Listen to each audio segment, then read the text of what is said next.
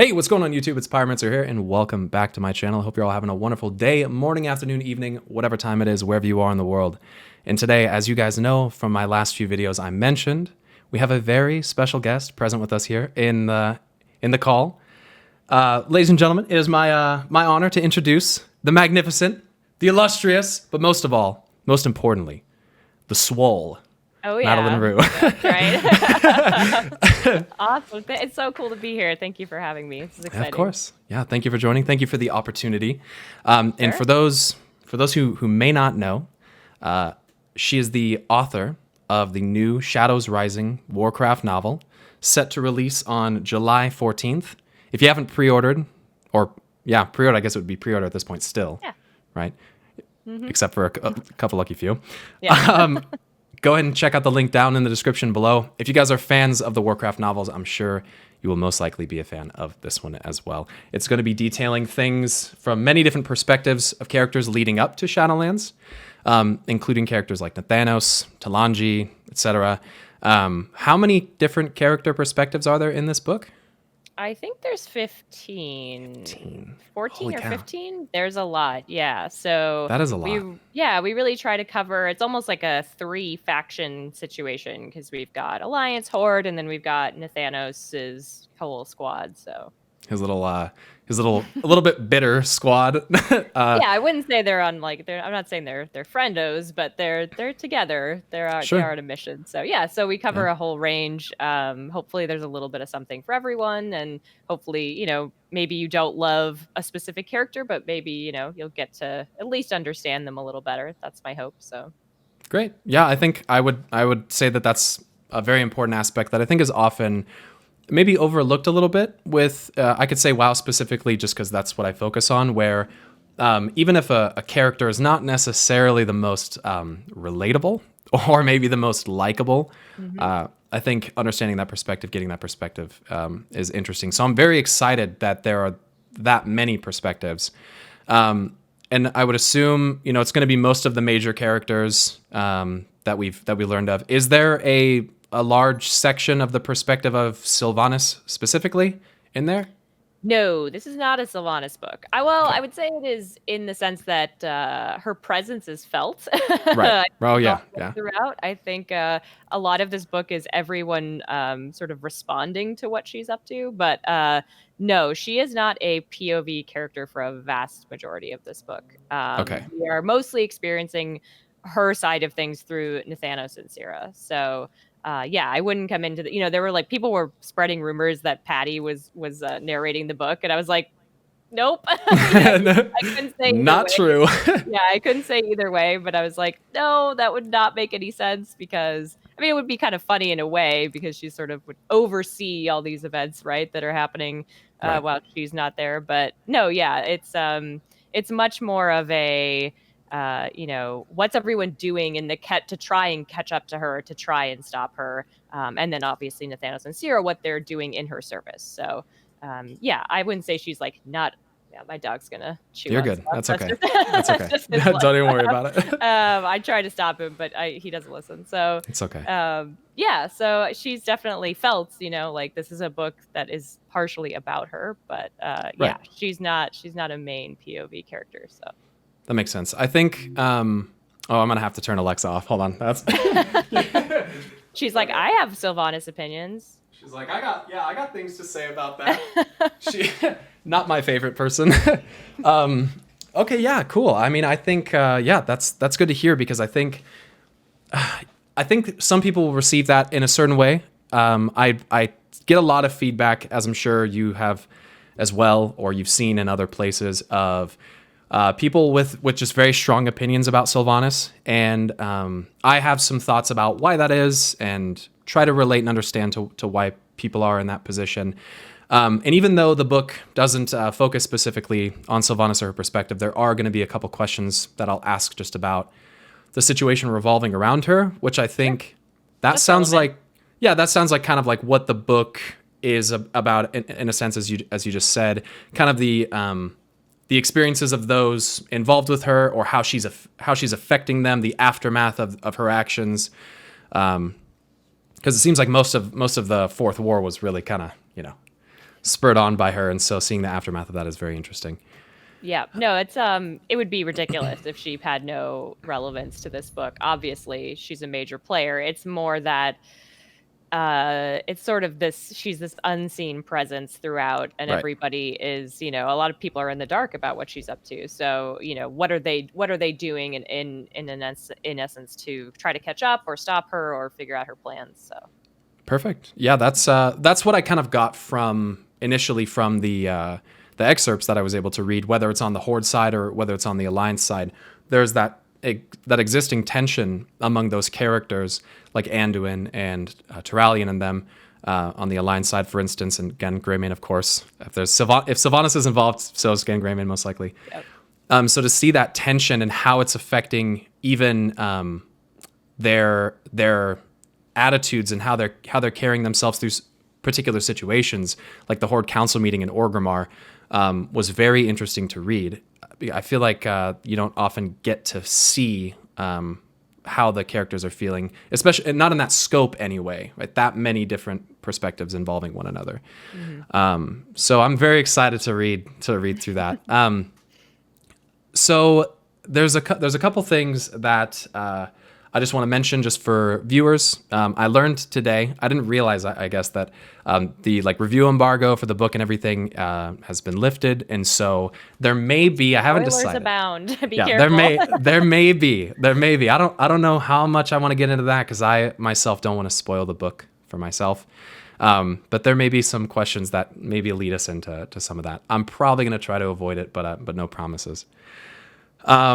So the first real question about the book that I was curious about when I was reading through the excerpts, before obviously what we now have available, I was trying to piece together what order in which these excerpts were happening, right? Like you have the prologue, which is pretty obvious. Then you have chapter 1, right, from that. And then you go into, you have a portion of chapter 13 from Sira and Nathanos. But then there's some things that are kind of loosely in there, like the interactions between Anduin and Illyria and them going to Westfall, Shaw, and all of that stuff. So I wanted to ask you a couple questions about that excerpt specifically, which I believe that's the prologue. Yes. Mm-hmm. So there was a couple things that I noticed there, and I was curious, and I won't be offended or anything if the answer is no. Have you seen? Are you familiar with my content at all? What I do? No, not particularly. Okay. I mean, I received lots of warnings that I was basically going to come on here and get roasted for my lack of lore knowledge, and I was like, I don't think that's what is going to happen. And No. also, no.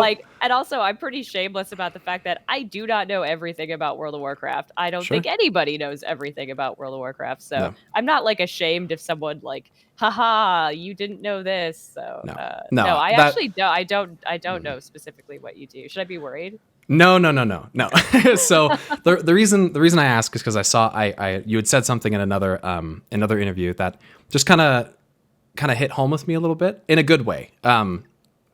So what I do lore speculation content for World of Warcraft. So I try to read through all the literature. I go through the quests, the zones. I look at thematic similarities from one instance to another. My main focus is more of on a grand scale, like cosmic scale of the lore, like the Titans in the origins of the universe and the balances of cosmic forces like life and death and things like that. So I get really, really deep into it. But one of the things that you said, which just kind of piqued my curiosity a little bit, and I think it was the Akalon interview, and shout out to Akalon, love you, bro, was that sometimes people can take out of context or kind of not necessarily take out of context, but delve maybe a little bit too much into the semantics and nuances of writing, certain verbiage that's used and descriptive words. Are there instances in working with Blizzard where they are very explicit in terms or verbiage that they would like you to use to describe certain things? Oh, 100%. Yeah. I have a lot of freedom when it's stuff that's more artistic or expressive or sort of someone's emotional state, because that stuff is pretty subject to change. You know Right. what I mean? In terms of like, this is where we're at right now with this character and how they feel about something. Sure. But no, when it comes to something like a ton of Bwansamdi's lines in this book are, word by word, we had to like go back and forth and approve that kind of stuff. And what I said to him and what I'll reiterate here is that like, I think it's obvious in a lot of ways when that's happening. I mean, at least maybe to me, because I'm getting like the most feedback on that from them. But Right. I think it's obvious when we're planting like larger seeds where I think a lot of the mystery that people pick up on in some of these excerpts, it's just stuff that gets resolved in the book. Like, it's not going to be a mystery for much longer. Like, come next Tuesday, you'll be like, oh, that's what was going on. But yeah, there's definitely stuff about Shadowlands or about where some of these characters are headed long term that are very precisely done. And it is incredibly specific and it is incredibly deliberate. So it's not. Good to know. Yeah, Okay. so sometimes it is that deep, but Sure. oftentimes it's not that deep. So Right. that doesn't help, right? That just makes it more confusing. But like, No, that's okay. yeah, but when someone's, I think sometimes people overanalyze some of it.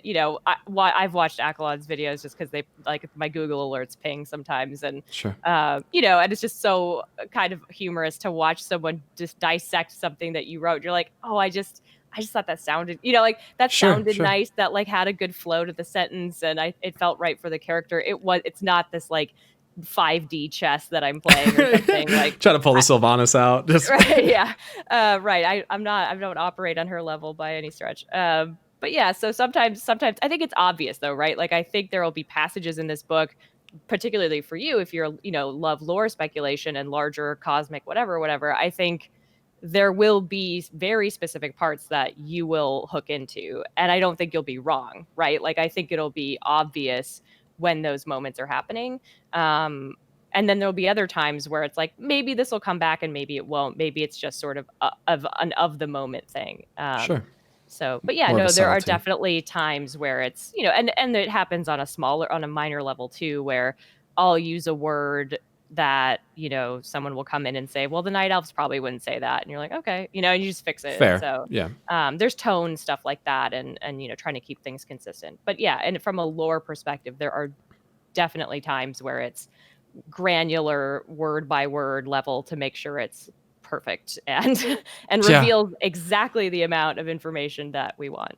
Okay. That's so interesting to get your perspective on that, because I think in some of the stuff that I've read, there's definitely been, and I don't know, I'm curious to know what you mean by you can definitely tell when it's happening. Do you think, is that more of a result of it being separated from your like writing style that kind of makes it more obvious that that's happening, or is it just the timing, or what is it that would?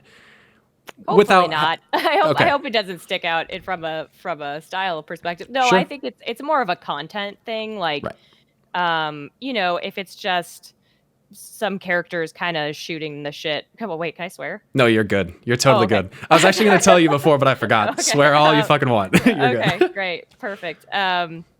Oh yeah, I should bring that back up. Actually, I think I have I have the first shit in World of Warcraft in this book. Oh, okay. I was so proud of myself. That's some shit. Right. I was I don't know for sure. I need to get like confirmation from someone who's like a lore master, but I'm pretty sure I have the first appearance of the word shit. I almost have. I don't think I've ever seen it. It's actually in the excerpt that released today. They get cut off as they're saying the F word. Oh shoot! I wish I had a chance to read that. That's wait, is it from the spoiler one? Yeah. Okay. Well, the excerpt in Polygon isn't actually spoilery because it's sort of like one of the first appearances of that spoilery couple together. But I think that's the passage where I almost got the F word in there. Did you? Was that your goal to like sneak it in there like that, or? Oh, if I can, if I can pull something off, you're gonna do it. I'll try anything. Yeah.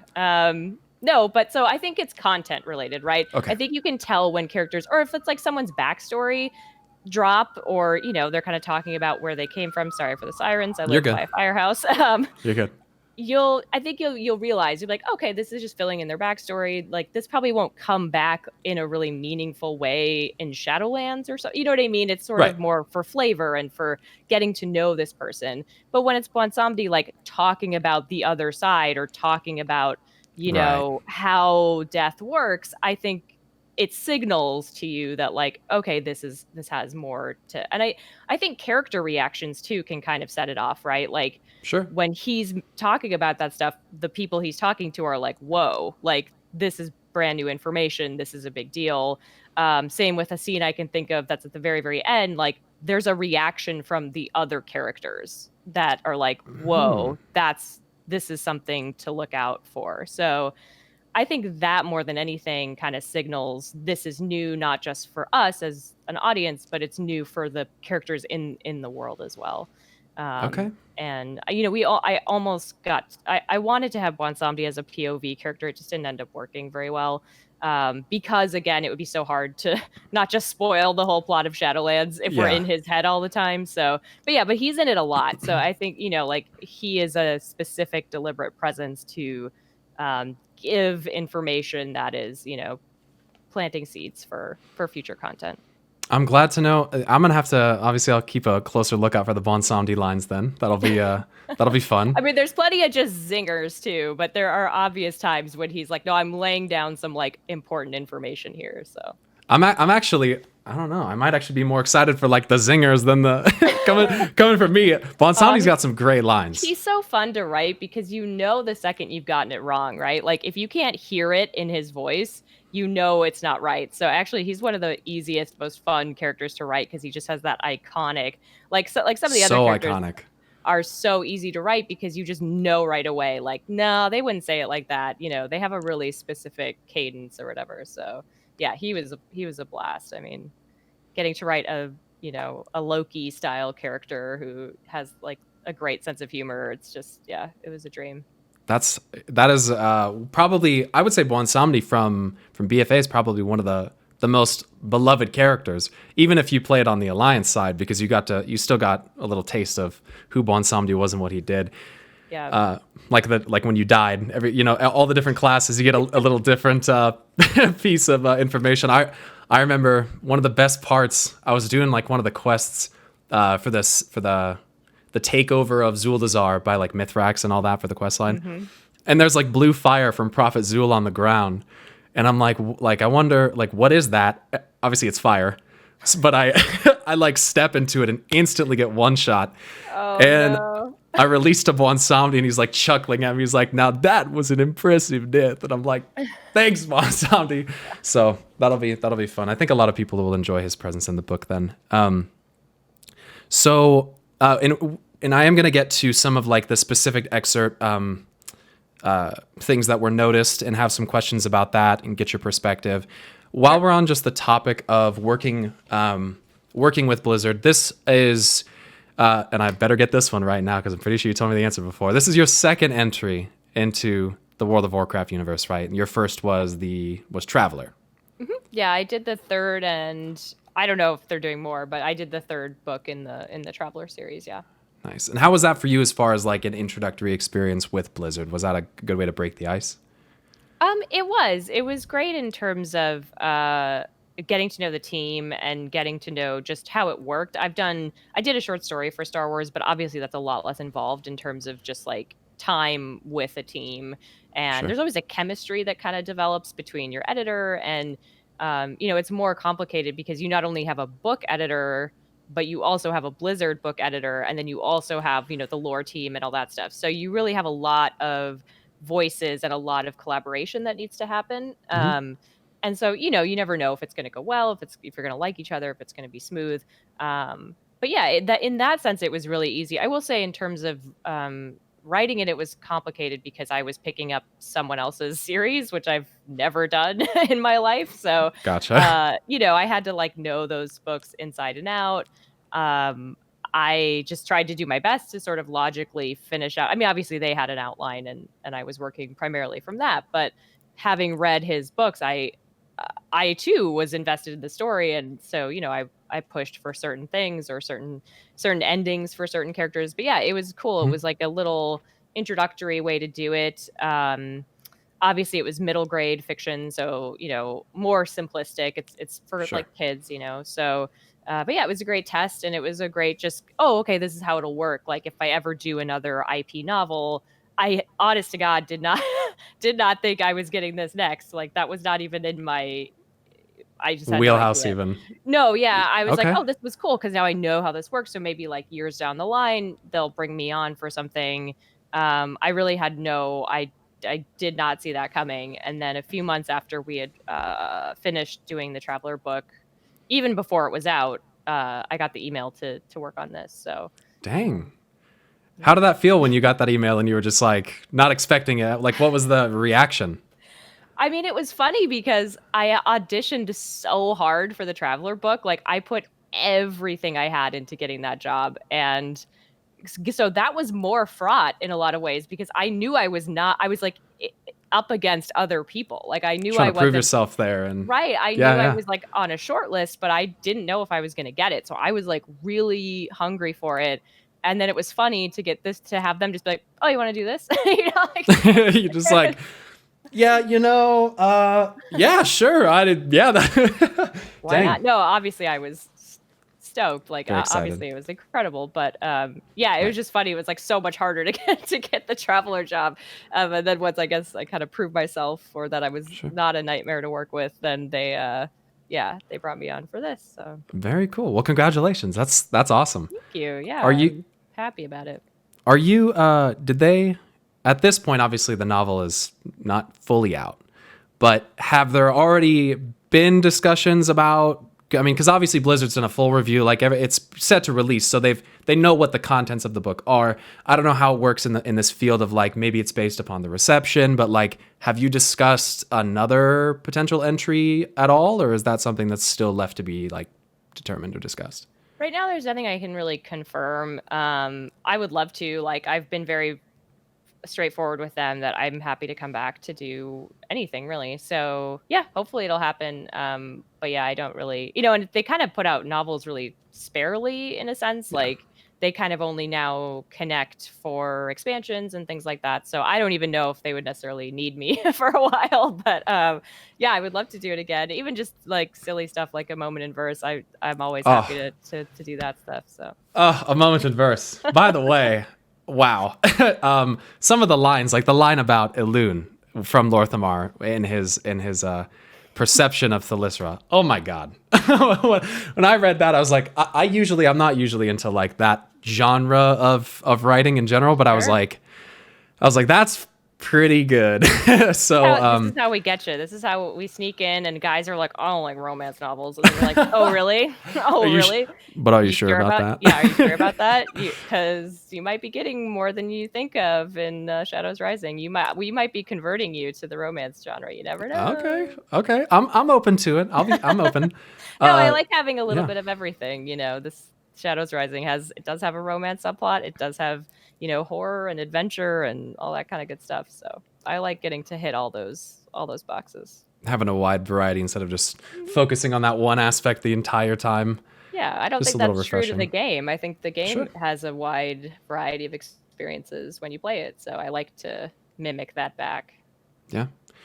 As far as that goes, I know obviously we know of at least one romantic relationship that's going on in Shadows Rising. Is there more beyond that, or at least more understanding into the perspective of people for other unspoken relationships, maybe?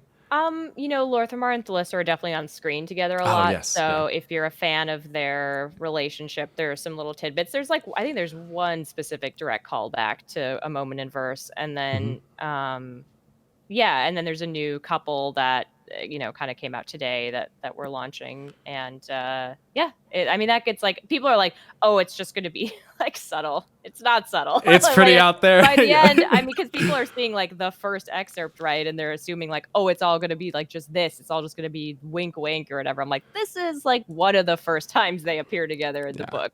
Have patience. Yeah, maybe a lot more. Maybe read through the whole thing right. and then to the end, and then come you back. Can come yell at me about it. But it's not like a subtle wink, wink, nudge, nudge thing by not at all. But Okay. yeah, so they get a little bit of love in this book, and I think that's it. I mean, I know, like, there's some chapters from Thrall's perspective, and he definitely like thinks about Oh, Agra and Thrall. thinks about. I Ooh. know. I was gonna say, ooh, I know My where this main is going. man. No, but like on the subject of romance, not between he and I. That's a different topic. But Sure. no, but like he thinks about Agra. If it's someone who's in an established relationship, they definitely like have thoughts about their. Oh, and Lyria and Trellian obviously are Yes. a big part of the book, and so their messiness is on full display. And yeah, so there's actually quite a bit of coupleage, I guess, in this. Nothing explicit, sadly, but Maybe next time. We're working on it. yeah, maybe I'm working on them, but yeah, no, it's yeah. So they're in it a lot, and I think a lot of their relationship gets clarified in this book. Good. Yeah, so that was a lot of fun to work on actually, because they're so Illyria and Turallion. Yeah, Yeah, I mean, by their very nature. Yes, yeah. I'm excited about that because that couple is one of the most interesting, obviously, for me, not just because of the romantic value, which is, at least from what I read in like some previous go-abouts with it, like 1,000 Years of War, for instance, a situation where you can, whoops, kind of caught my mic there. You can like perceive aspects of the relationship, but it's not super, like, it's not honed in on very much. And then obviously Illyria's transition to the void was something that happened towards the latter part of that piece of literature. So I'm very interested. I'm glad to hear that we're getting a little bit or a lot more context or for that. Yeah, I think for lore heads too, like, again, I would say I think they fall into the category of like whenever they're on screen, that also is sort of a like up there with Zombie in terms, because I know a lot of like the void and the light. There's a ton of questions about that from people generally speaking. So yeah, there's definitely like yeah, right. So generally speaking, I think they are there to sort of talk back to those questions. Okay, that's so. I'm really liking what I'm hearing so far, because it's a lot of the things that I've been most interested to like hone in on. And one of the things in the prologue, we'll talk about the void, is that specifically, because the light and void obviously being such a mystery in the grand scheme of WoW. That'll be fun to talk about.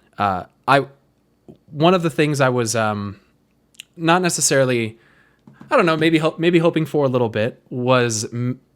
It's a little bit more of a concealed relationship, but something that's not very shown on the outside would be Nathanos and Sylvanas. So a lot of people don't take a heavy interest in that. I think, anyway, from what I perceive, because they're so darn unrelatable in some aspects that like maybe people forget that that's happening. Is there any like nods to that in the book at all, or like thoughts from Nathanos's point of view about Sylvanas in that regard at all?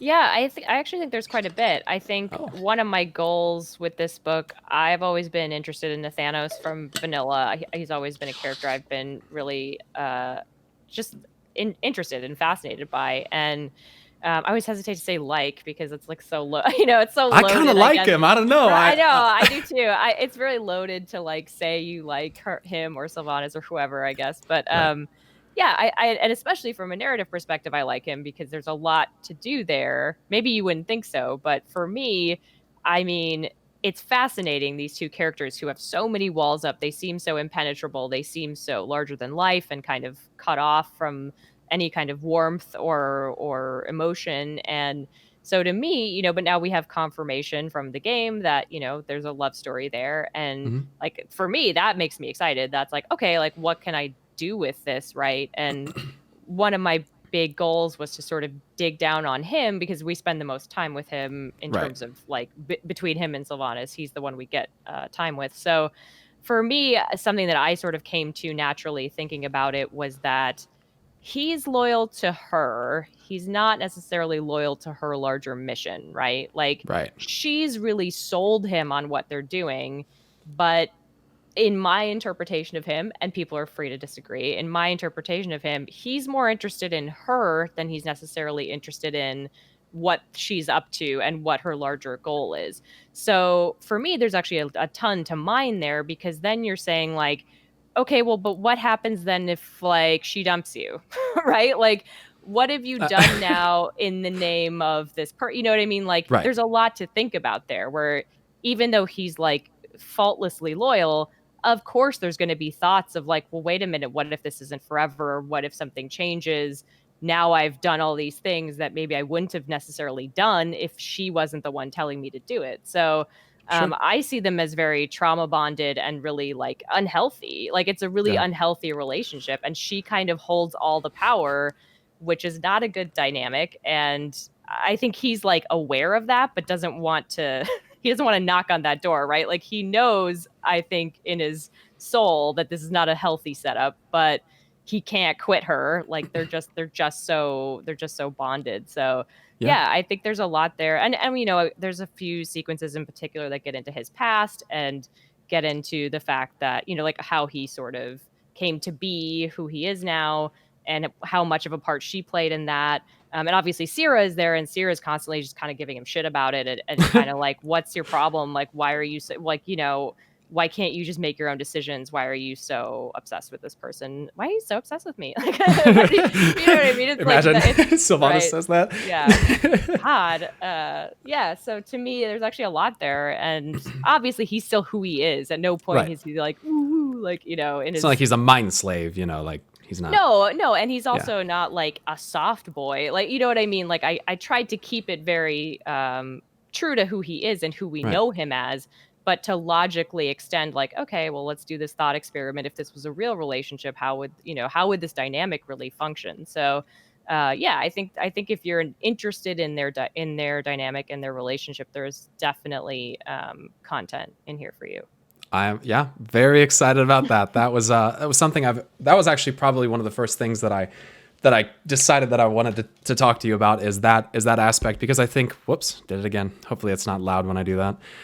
One of the things is that I think with Sylvanas and Nathanos especially, right? Like, given that they are, as you said, so cold and closed off and callous to other people, and they don't have that display of affection like what you see in other circumstances, like with Thrall and his wife and all those kinds of things, right? So I'm have to keep bringing her up, right? Just to in my face. who? Yeah. I said just Thrall. I don't. And we'll get into that. Not anything too crazy, but we'll talk about that. Sure. Because the whole Malfurion thing, I got some issues with that, so we'll get into that. So yes, I'm very excited about that. I would love to have more of. I think I think that a lot of people struggle with those characters, and it turns into a situation where, and I understand why, but it seems like some people really like begin to hate characters. And I think that there are actions of characters that can lead people down that path, of course, like what Sylvanas did, right? There's people that just hate her. And maybe because of that, lose an appreciation for the way that the character is written and what the character stands for. So I hope anyway that can be taken by people when, depending on what the content of this is, it maybe make them a little bit more like relatable, especially with Nathanos, to kind of see into that because from my perspective, it seems like if you're really truly devoted to someone, and especially considering their physical state, there's probably, not only is there probably not a lot of options out there if something were to be dismantled, but to your point of that doubtful mindset of what if this happens? What if that relationship is severed?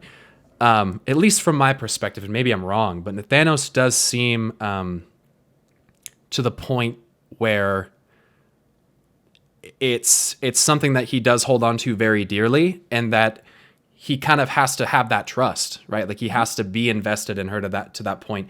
Like you said, even if he doesn't necessarily believe in the cause, like his initial reaction to the burning of Teldrassil, which got up there. Yeah, I see that. was not necessarily what I was expecting. Like when Sylvanas turns around and you get to see the faces of, I think it was Nathanos and Saurfang. Yep. It was like, wow, Nathanos doesn't look like he necessarily is about that decision. So just a perception of mine, but I'm very happy to hear that we'll be getting more into that.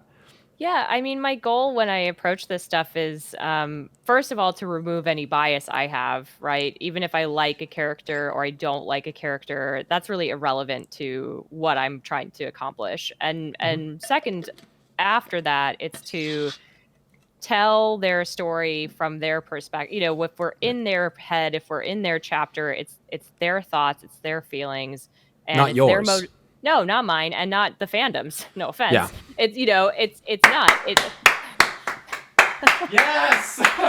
Thank you. All right. I Sorry. am Continue. very a moment in verse aside, I am very suspicious of fan service. I don't like it. I don't really believe in it, even if that may hurt me in some ways with stuff I like. I would rather be surprised or rather have something that's logical from the standpoint of the narrative. It doesn't have to be for me in a like happy way all the time.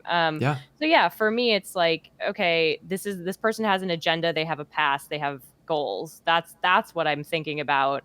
And I hope, even if you don't like him or you don't like any of the people in it, right? Like, I know Zakan is very controversial, but like, if you come to this book with that lens, I'm hoping I at least move the needle on your understanding of them. You don't have to come away loving them. I could really care, but like, I just want you to understand them better. I want you to say like, well, okay, like I don't like them, but I get it, right? I get why they Right. did XYZ.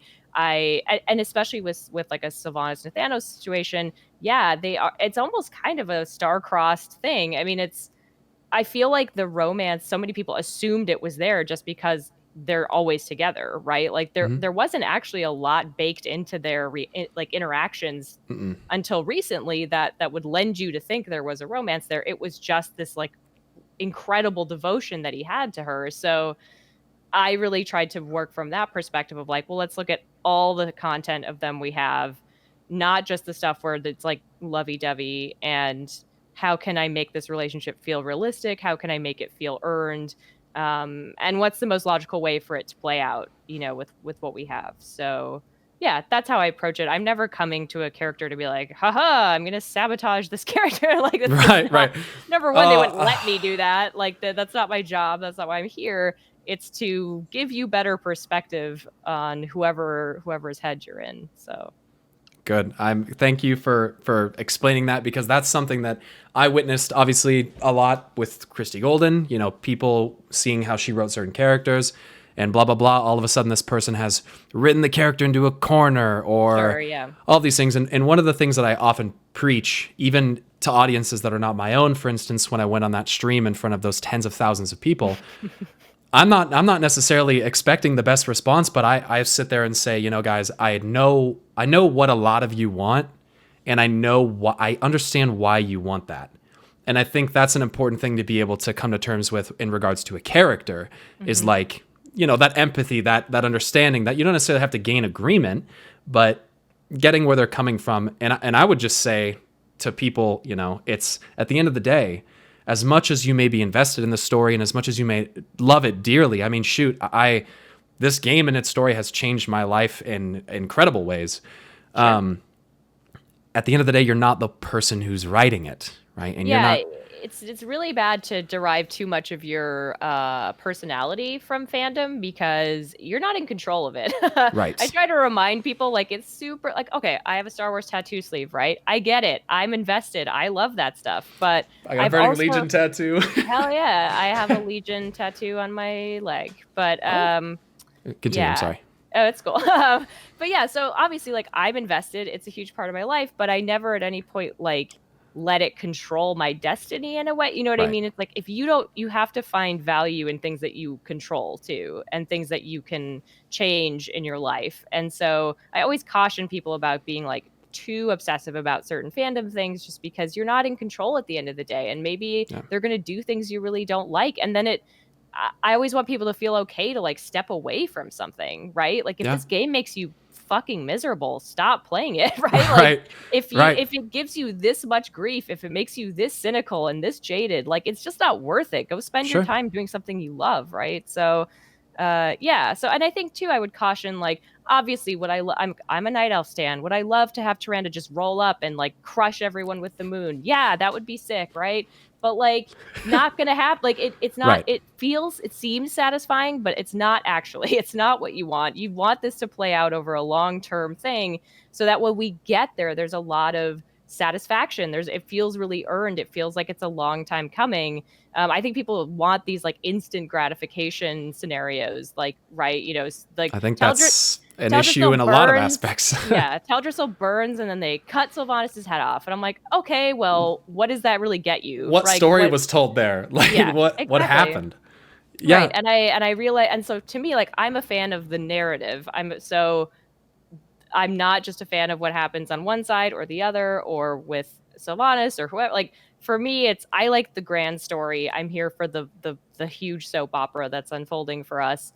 And yeah, so, and again, like, there is stuff for the Night Elves in this book. Like, it's all coming, right? Like, it's all happening. No one's forgotten Teldrassil. Jesus Christ. I know. Like, yeah. it just takes a while. Like we have to, like, there's that meme that someone sent me ages ago. I still use it. It's like Adam Scott from The Office. It's just like, it's like about the yearning, right? Like, you need to, like, you have to wait for it. It's coming. They know. I know. We all know. Like, just be patient, right? Be patient. And it's okay if you don't like certain characters, but be aware that, like, everything is a cog in the machine of the story. So, yeah. Okay. I'm going to say thank you a lot in this interview. I can tell already. Thank you for saying that. Yeah. I think it's just the way to approach a story like this. You can't come in with a bunch of faves and then only want to do that, right? That's not the job, and it would be boring and it would be stupid. And I think it would be obvious if you read this book from me and you're like, well, it's obvious she hates so and so. Like, I don't know. That's not good. That's not what you're there for. No. Yeah, good. That's great to hear. And I think after this next question, we'll get into the excerpts, some of the excerpt specific stuff, and then I have some surprise questions for you. I think it's going to be fun. I just had a quick question. Have you ever watched Hot Ones? I actually have the entire collection. Yeah, I'm a hot sauce junkie. That's what I thought. I found some stuff, Oh, so boy. I'm excited about that. Did you find my hot pepper gaming video? I didn't find that one, but I did find a classic. Is it? I might have to check that out. My hair is so bad. I wish I could I wish I could get them to scrub that video from the internet, but it was fun though. Yeah. I don't regret it. I'll have to check that out. Is that on? Where would one find that? Just YouTube. I think Hot Pepper Gaming still has all their stuff up. Yeah. Okay. Yeah, I found a picture of like an array of hot sauces, and I went, that looks really familiar. Yep, I am a Hot Ones guy. That's my goal one day, is to, if I've made it when I make it on Hot Ones. That'd be super cool. Oh, and he's an excellent interviewer. I love watching. He's so good. Yeah, he's brilliant.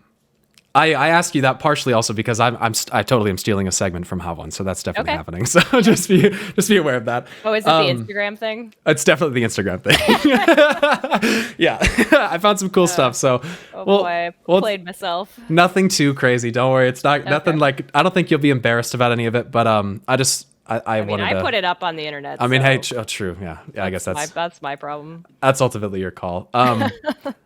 Before the prologue or any of the excerpt stuff, while we're on the topic of Sylvanas, and obviously the book does not focus primarily on her, so this will probably be the last thing I mention about her specifically for a while anyway. A lot of terms get thrown around with characters like Sylvanas, and I think that these terms, like many others that exist that we use nowadays, when they're misused, they completely lose the value of what they actually represent. And so the term that's often thrown around with Sylvanas, of course, is Mary Sue. And I know. No, finish your question. I was just gonna say that, obviously I don't perceive it that way. Would you, and obviously we can just go by definitions and Google it, but would you give your perspective on, or your thoughts on what is a Mary Sue? And if you don't have to do this because I don't want you to make anyone upset or anything, but if you could give an example of a character in WoW that's a Mary Sue, that'd be great. Because I can think of a few, but I was curious your thoughts on this. Well, my goal in this book is to make sure there's not a one of those. Good. I hope everyone fucks up a little bit and makes mistakes based on their own biases and blind spots. I think that's crucial. I would say, I mean, this hurts me inside, but I feel like Thrall is actually a pretty good example. I mean, is there anyone who like doesn't like him? I mean, he kind of always does the right thing. You don't like him? Oh, okay. Not because he's a bad guy or anything. I just Sure. personal reasons. Sure. Well, maybe I'll help you with that in this book, I hope. Oh, we get some. Okay. Oh yeah. There's an excerpt. I think a lot of people in WoW become Mary Sues or Gary Sues by virtue of just not getting enough content. Like, because they roll up and they do something super heroic and they never really make a mistake and they just seem cool. Like, they're just kind of generally cool. But I really wouldn't decide. I mean, Sylvanas makes mistakes. She's really unlikable. She's not even close. Right, She's like, really not. Right. Like, the definition is like, you're kind of meant to love everything they do. You're meant to agree with everything they do. They don't make mistakes. They don't mess up. They don't make mistakes. They don't mess up. Like, and also, like, literally one of the definitions is that everyone in the story loves them. Yeah. That is one of the listed bullet points. And that definitely is not the case. This book is pretty much everyone except for maybe 2 people hating her. So, okay. Yeah, I don't know. So for me, like, even just on a technical level, it's really just not applicable. Fit the definition. Yeah, no. I think very few characters do. Honest to God, like, it really is a fan fiction thing, or you'll really find it rarely in books these days. Like, there's definitely characters that are maybe like too perfect or don't mess up enough, or like for me, like Ronan comes to mind personally. Like a very like, for me anyway, someone that like kind of came in. They didn't like really didn't like mess anything up. They did something that was heroic. They helped, and then they were killed off later. But also part of that is that Ronan is, as far as I'm aware anyway, a self-insert. I think that's another aspect of a Mary Sue, if I'm not mistaken, in some. Yeah, definitely. Like, I invented a villain. Like, I invented one of the opposing faction members for this book, right? Mm-hmm. And at no point was it like, she's me, like, that doesn't even enter my mind. First of all, because I'm boring as shit, so like, why would I do that? But like, no, the whole point is to make her interesting and dynamic and have a really rich backstory that slots nicely into the world, so you feel like she's always been there. Like, I hope some people are like, wait, was she in the game? Like, that to me is the goal, not to make, like, hang a hat on this like it's mine. Like, that's not right. I don't know, it's weird. But yeah, I think very few WoW characters, unless just by virtue of not really having a lot of screen time. Like, I'm sure there are characters who just show up and do nice things and you like them and then they go away. Like, but again, I think that still doesn't fit the definition. They have to be outrageously good at everything. They have like one kind of stupid flaw, like they're klutzy or something. But everyone's just unanimously loves them and approves of them, and people throw themselves at their feet to be romanced and whatever. So yeah, I don't know. I don't think there's a lot of characters. I mean, even Anduin, especially in this book, is like getting edgier. I hate that word, but Me you know too. what I mean.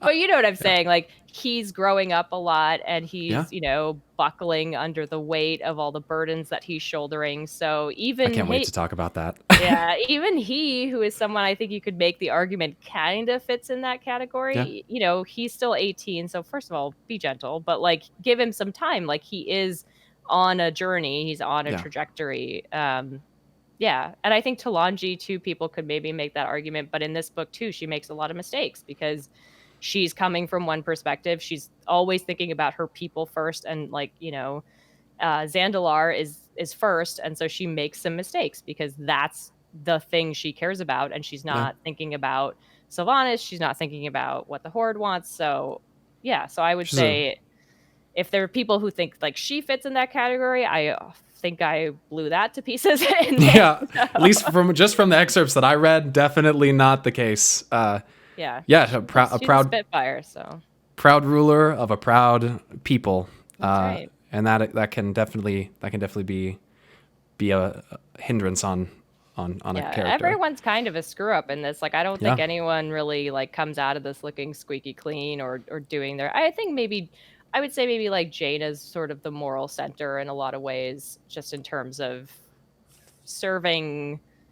She's trying to see all aspects the most, I think. Whereas a lot of other people are just sort of like have blinders on and are looking at one obsessed with Yeah. one goal or whatever. So yeah, but even she again, not perfect by any stretch. So yeah, I don't know. I would I don't even know who I would say would fit that. Yeah. That's fair. I mean, it's honestly, I wasn't necessarily even looking for like a good fit. I was just curious if you could think of one.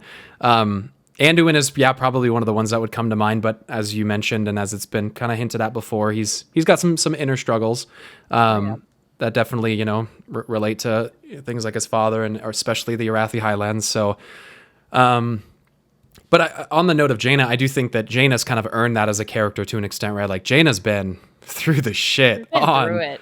She's had it. On both sides. On both sides. I mean, from her father to Garrosh to Thrall to Varian. I mean, she has been through the shit.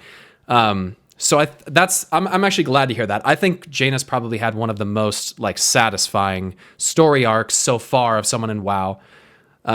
And I think a lot of that comes from when she had to face those inner demons, she overcame it in a relatable, understandable, like it's fantasy, so realistic isn't really the right word, but in a realistic way. And I think that made people really appreciate Jaina a lot more, because I personally did not like Jaina prior to BFA very much.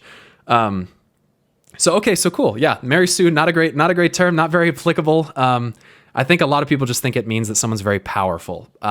At the same time, I think it means whatever someone wants it to mean. I think that's when they want to shit on a character. I think that's what it really does for most people. It's just a way to like derail the conversation and just be like, "Well, I didn't like this person, so that's what they are."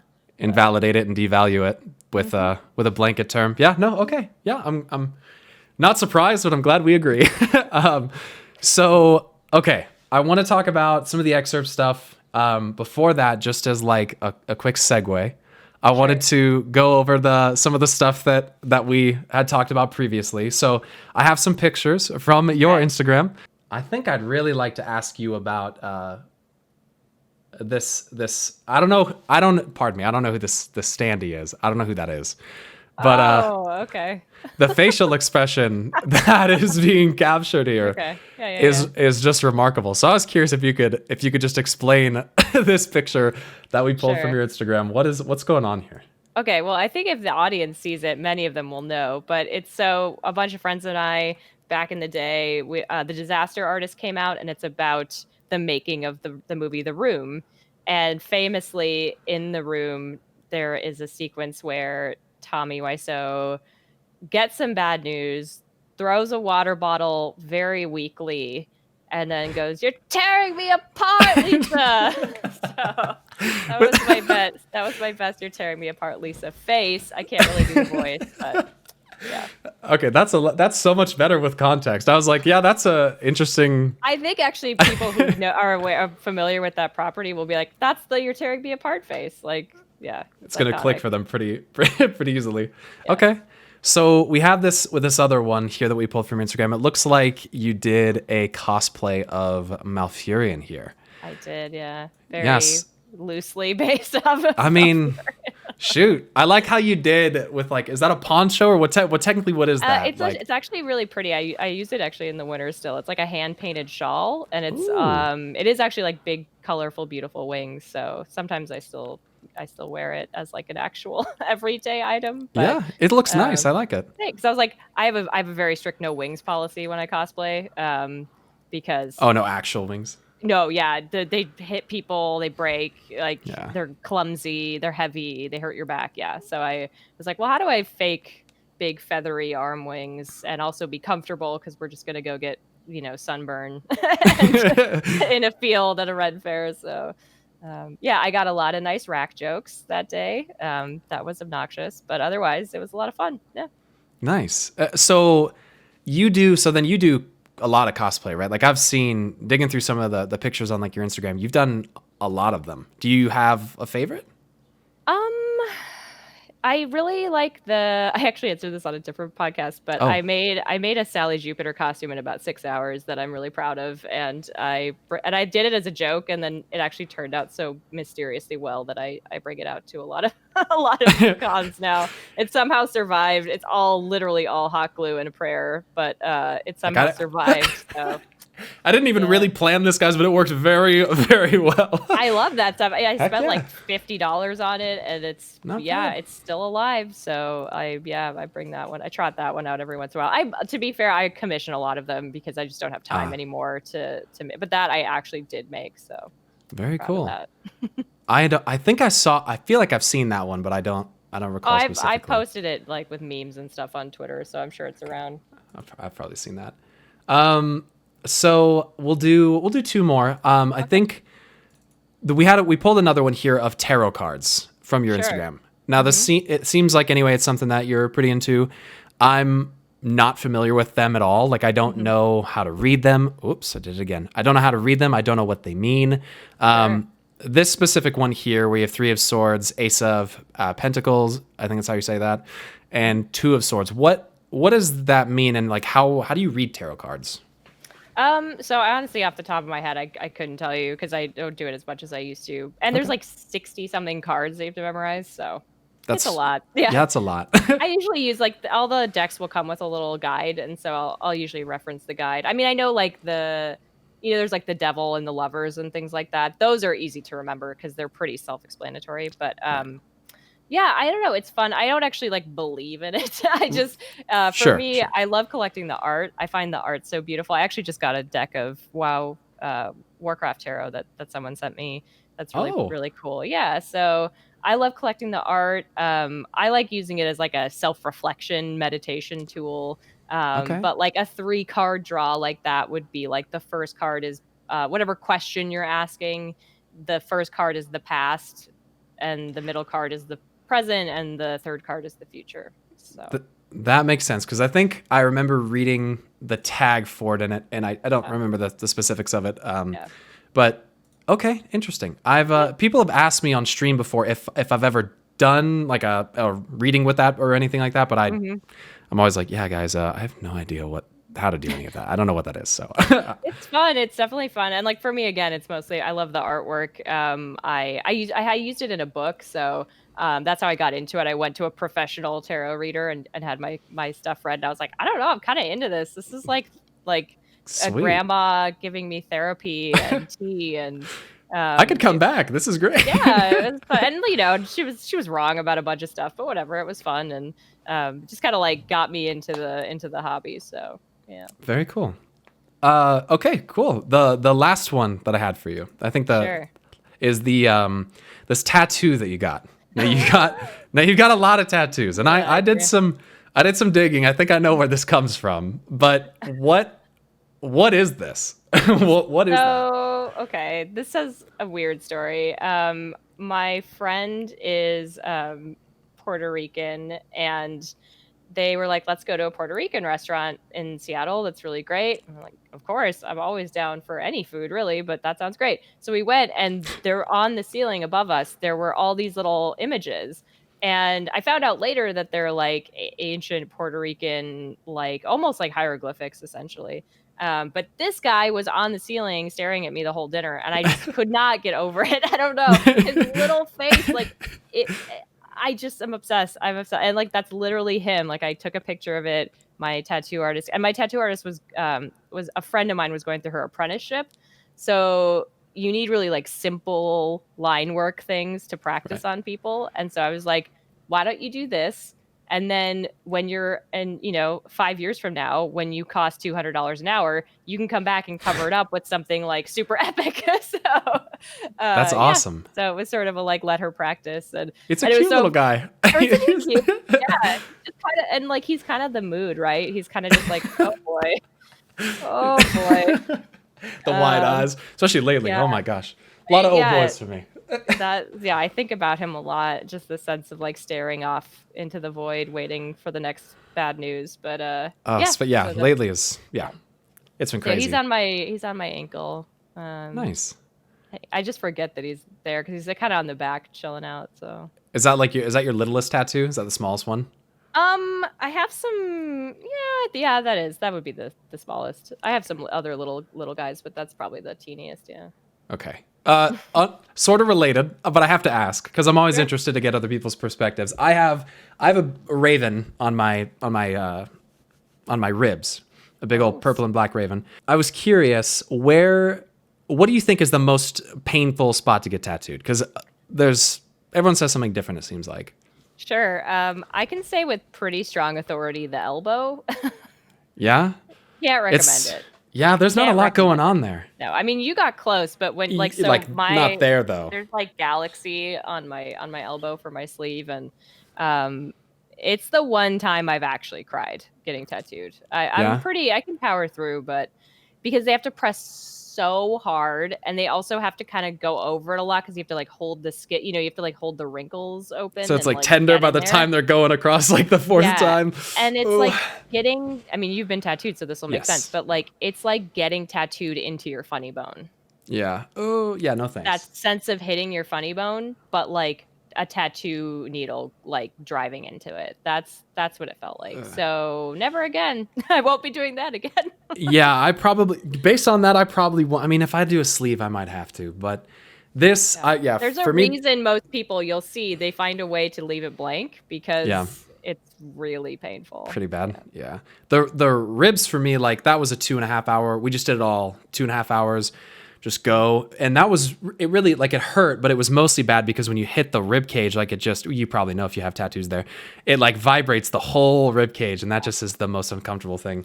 Yeah, I really didn't like the inner elbow either. I have like the ditch. Yeah. I really didn't like that. That was pretty bad. tender. Yeah, that was really bad. Honestly, the side of my head wasn't that bad. You had that up here Yeah, it's on this side. My hair's grown out now, but this stuff, like the neck stuff wasn't, I mean, it was not great, but I wouldn't say it's as bad as I expected. But yeah, and everyone's different, right? Like everyone has a totally different pain experience, but for me, the elbow was far and away the worst one. Yeah.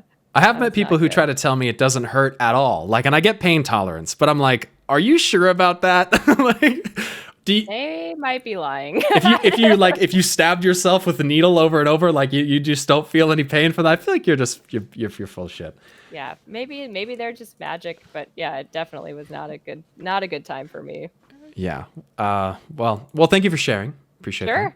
Yeah, I think we can leave those for we'll skip those because we're at already an hour and 15 minutes, and it is about 50 minutes. You have your little one there? Yeah, he just popped up. When do you want to share? I'll share back. Oh my gosh. Which one's that?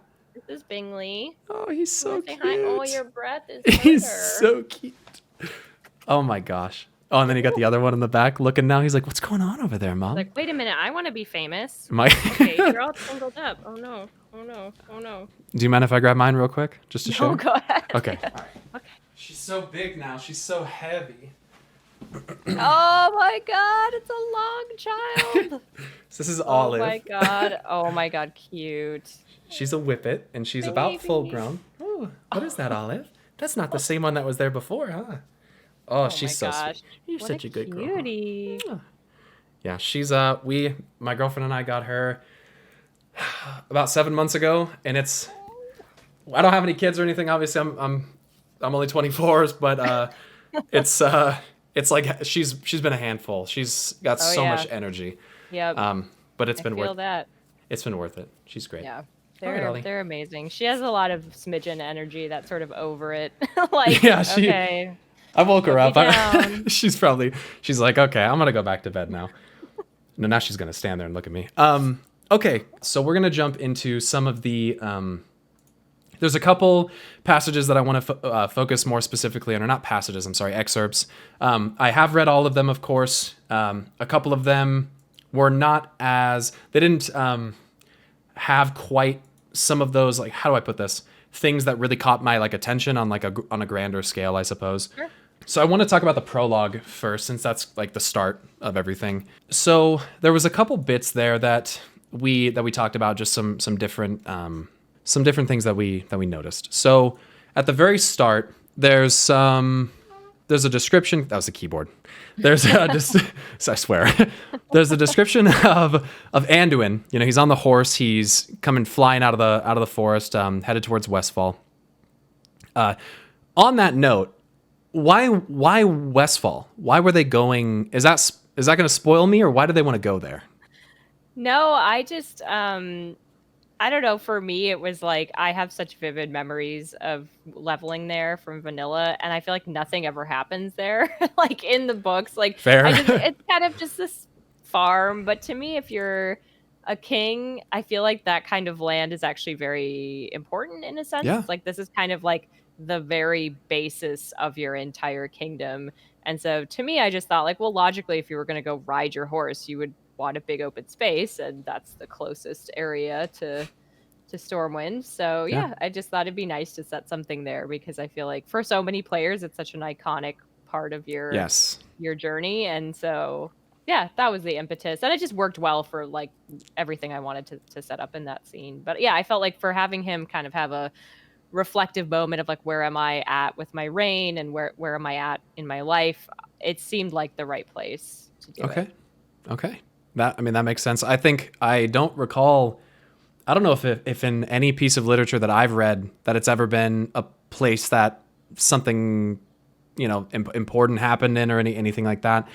Okay, so that was just like a side thing there. As far as him running, you know, he feels like the example, the imagery that's been given, that's being used, is that he feels like he's running away, like as though the void is chasing him, right? And that there's darkness nipping at his heels. When in reality, it was only Shaw following him. Mm-hmm. However, later on in the same excerpt, the void does show up, and it's obviously in the presence of Illyria, Windrunner. I was just curious, because this is another one of those situations where, is it overanalyzing? Is it semantics nuance? Is that an intentional thing that you did, where like you use that and then she shows up?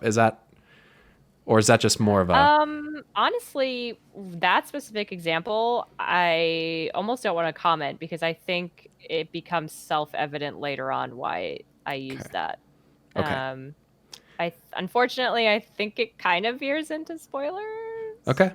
So okay. I don't know. And again, that's fine. The book is kind of floating out in the world. So if you want me to spoil it, I can. But like, I think there is a specific scene with Anduin later, very later on, that will close the loop for you on that. Gotcha. Okay. Good to know. So it's not unintentional. It does come back, but I think it'll come back obviously in a larger scale in the game, but in the book itself, there's also sort of another bookend to that. With including Illyria specifically, or specifically just with the void portion of it? Specifically with the void, yeah. Okay. That's interesting to know. And your comment there about it coming back maybe in a grander sense in the game. One of the things that I have long thought, you know, was a danger to the Alliance was their heavy involvement with forces like the Holy Light. Mm-hmm. I think it can be a boon for many things, but I also think, given what we have proof of it potentially descending into, it can, and even on its own, as the light has functioned in places like alternate Draenor with the Maghar orcs, stuff like that. The void obviously is always a potential threat to everybody, of course, but to the Alliance specifically on an inner working level, because especially with the presence of Illyria and that dynamic of her and Turalyon being involved there, I think anyway, speaks a lot. Callie Amenethil's presence, I think, says a lot of how the light is able to influence the inner workings of the Alliance. I was curious about, is that something that you've worked pretty closely with Blizzard, specifically on developing, like how that light and void aspect of how those powers actually are going to affect the Alliance? Is that something that there's like things laid out for? I'm going to answer this really carefully. Yep. Please do. I think, I don't know if I can speak to it being Alliance specific.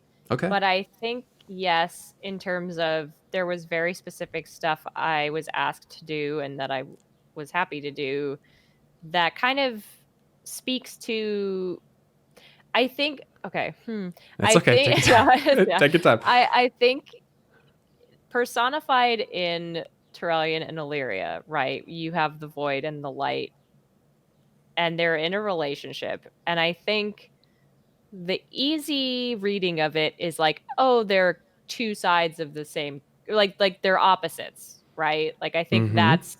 I think that's the obvious symbol that would be there. Yeah. I don't necessarily think that's the right reading of it. And Okay. I think Okay. in this book that will become pretty clear. I think there's some specific sequences where the nature of that like matchup, Sure. I think it will shift some opinions Okay. on whether on those things being like, night and day, right? Like they're not Mm-hmm. necessarily equal opposites like that. I'm. Oh, this is gonna go so well. Okay. um, I'm that so is sorry. the I wish I best could fucking be. thing. I No, no, wish I no, no, could no, be no. more specific. But I No, honestly please. do. You're so good. Honest to God, like I think it's way cooler if you just see the way it plays out in the book, because Mhm. those are some of the coolest scenes I think in the book, Yeah. especially for like deep lore people. I think. Oh, I'm so ready. Yeah. So I think it's much cooler if you don't hear it from me and you just Right. know that generally it's coming. But it's yeah. There's. Okay. I think I don't know if you'll get answers to questions, but I think it'll push the conversation. I think there's like deliberate choices made here to make people rethink Those things. their perspective of Sure. That's good to know, because just so you know, I don't share the common view of light and void, two sides of this of opposites or whatever. Yeah. I very much so see them as the same thing, but that's just how I've always perceived it, as far as Sure. the way in which they would affect the cosmos, or the way that the light and void interact. So, without getting too much into that, okay, good to know. Cool. And I think, and I'm not like passing judgment on people who see it as like Sure. opposites. I think it's coded that way a lot, and I think Yes. I always come back to like, I always think a lot about like the average player I know just in a guild or whatever doesn't pay attention to the lore on that level. And so I think it's really easy when you just see like, oh, light and void, like night and day, black and white, right? So I think there's some work done in this book to specifically speak back to that perception. Yeah. I'm so happy to hear that. Okay. Okay. I think, well, to throw this out there as well, I think part of the reason why that general understanding exists for most players is because of things like the Cosmology Map in Chronicle that shows you. I don't know if you want to speak on that. I know it's not necessarily directly pertinent to what we're discussing, but there's a lot of people that they see the map and they see, or the chart is what we really should call it. They see light here and they see void here and they see life and death and order and chaos, and they just automatically assume that everything that's opposite is opposite of one another on this chart. Oh, yeah. Or that, let's say that order is next to void, that they're then directly related in some capacity, right? Like there's things that the lore community can do that I think can confuse that as well, potentially. Yeah. As far as that part goes, is that something that you're aware of? I know that Blizzard has said that they want to expand more upon like the cosmology of WoW. Mm-hmm. This is a spoilery question, and I don't know if you'll even know the answer to this, but is that something that you kind of foresee Blizzard expanding upon, like cosmological force by cosmological force, or is it something where it's all maybe will blend together and we'll have like a grand moment of revelation of like, this is how it works? And like, I don't know if you have any thoughts on that. I don't know. I honestly, I think it's a great question. I don't know. Okay. Again, when you're brought in to work on something like this, you're literally given like need to know basis type stuff. So Gotcha. even the nature of the light and the void, there's a ton I don't know because I'm given one piece to sort of clarify. But yeah, so I honest to God, I don't know. Okay. Sorry. No, it's all good. That's all. I figured I'd ask. Yeah, cool. Okay, so back to the excerpt. It seems like in this, and we spoke about this a little bit earlier, that Anduin is trying to overcome some internal hurdles. And some of these things seem based around emotions like guilt, and doubt, and despair, and anger, especially. Anger was a big one in in the prologue in particular. Which I just found that to be an interesting dynamic for Anduin, because that's something that his father always harnessed as a part of who he was, right? Like as a warrior, your rage and your anger fuels what you do. And I think Anduin has been one of the characters that's got more development for those types of emotions for himself. So I'm assuming that's the kind of stuff, the guilt, the doubt, the despair, the anger, is something that's going to be explored further in the book for Anduin, like, right? Oh, 100%. Yeah. I think we're really seeing him, I've said this elsewhere, but we're fresh off of him like punching Rathion in the face, Yeah. right? So Yeah. if that's our logical jumping off point, then like where is he at emotionally? Even if N'Zoth is defeated, there's still all these other problems, right? And there's political problems, there's Sylvanas obviously is at large. Yeah. So and I think there's one chapter very specifically that deals with this, like kind of confronts this head on, but all the way throughout, I think you see him sort of being more willing to sort of make hard decisions and not necessarily go with and not necessarily make the choice you would expect. I Yeah. think he's sort of to use like a Bioware term, like I feel like he's kind of been hardened in a lot of ways. Like I think that his sense of what has to be done, what the sense of the scale of the problem is starting to become clear to him, and so I think his decision-making process is changing a lot. I think he's much less likely to just sort of always make the like, Good boy the decision. gentle, sort of Yeah. the gentle good boy decision. I Sure. think there's a lot more of that sort of, he's trying to see the forest for the trees, while a lot of people are saying like, no, but the trees matter. And so I think that's the tension for him in this book is who does he listen to? It's tough. And yeah, right. I mean, he has all these different voices, and things are not good with the night elves, and even Gen is, there's a lot of tension there. So yeah, it's like, who do you listen to? And then I think by the end, I think he's moving more to like, maybe I listen to myself. Yep. Um, I'm so glad to hear that, because and at a mere 18 years old, like I think, he's a like, baby. trying to put yourself in the shoes of people like Anduin. Anduin is actually one of my favorite characters because of his virtues. Like he's just such a good-hearted character. Yeah. To the point, almost maybe to like, as you're kind of alluding to, like to a fault, where sometimes trying to see the good in everybody. And I think Rathian actually back in Mists of Pandaria made a remark to him about how it would lead to his downfall. He can't always do that. And I did, put in here in regards to the Mists of Pandaria. I think that I'm very interested to see how Anduin does overcome those types of emotions, because he was very present in the Mists of Pandaria and learned a lot of those lessons about doubt and fear and despair, and how one should maybe seek to overcome that. I'm hoping that he can. My greatest fear for Anduin is always that he can't, but Sure. I'm very excited to see how that plays out. I think I was curious as far as like, it sounds like obviously you use the term hardened, and the character that comes to my mind when you say that is his father, and his father was a very brash individual, someone who acted sometimes more out of emotion than instantaneously than logic, and things like that. So with that, are we going to see maybe more characteristics of Varian kind of being pulled out of Anduin, and kind of see him maybe become a little bit more like his father? I think so. I think the inspirations I really took when I was thinking about Anduin's arc in this book. I mean, Varian comes up in the prologue. He talks about him, so it's Yeah. not that's not a mistake, right? Like that's there intentionally. And I do think the two characters I kind of kept in mind when I was working on Anduin, and this one was like Arthas and Varian, and sort of seeing those as two potential like figures on his shoulders, kind of in a Sure. way, Yeah. in terms of just like re-envisioning him like going into manhood, like seeing the trajectory of some of these giants that have come before him, and how easy it is to sort of slip into a bad path, right? And so there's this constant fear of becoming the wrong kind of king, becoming the wrong kind of leader.